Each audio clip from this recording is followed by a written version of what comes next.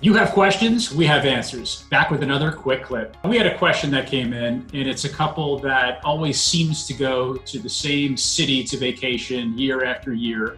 And they're wondering, what should they be thinking about as it relates to maybe buying a vacation home?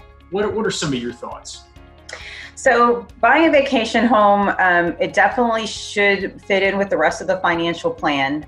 So when we look at it, we want to make sure that their goals are in order, a priority list, where retirement and maybe funding kids' education and healthcare, all of those things, if they're still able to meet those financial goals and then have enough to buy that dream home, that second vacation home, then yeah, I think then that it could be a good consideration and something that could work for them.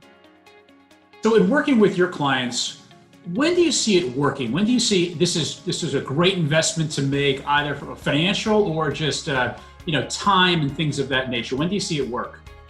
Well, first of all, I like to make sure that the financing works for them. So generally when there's a second home, it needs to be at least 25% down, maybe more, just to get the financing in place. From there, you need to take into consideration maintenance costs, which generally is about 2% of the fair market value of the house.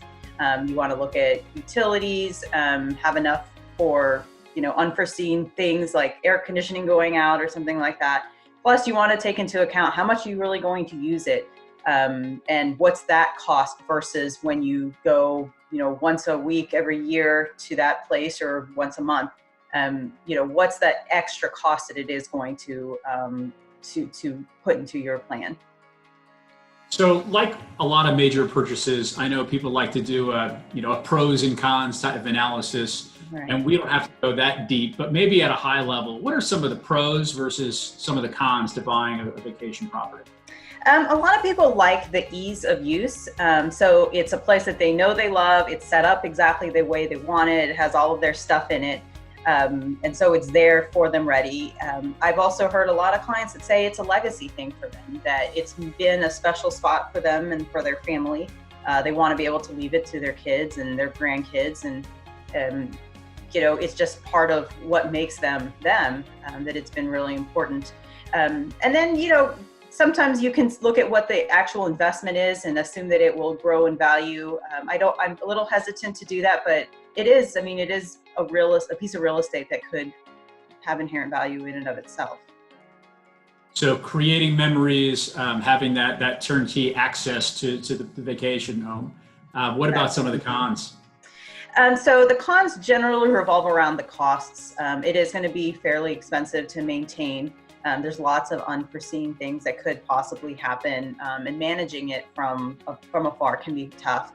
I know sometimes people feel like they're all of a sudden tied into going to that same spot to vacation, and maybe they're looking for a little variety, and then they find that they can't do that because they've already invested in this one place. Sure, no, that makes a lot of sense. What are your thoughts on renting it out from time to time? What does that look like? So that can be a really great way to offset those costs. It is a lot of work though, and so I advise that people look at it, with eyes wide open before they jump in. There's lots of IRS rules revolving around income property. If you use the home yourself more than 14 days a year or 10% of the time that it is rented, whichever is greater, then those expenses cannot be deducted against any gains. So there's just a lot to take into consideration. You want to look at it with your CPA, with your financial advisor, to really know how the income's going to come into play versus the expenses.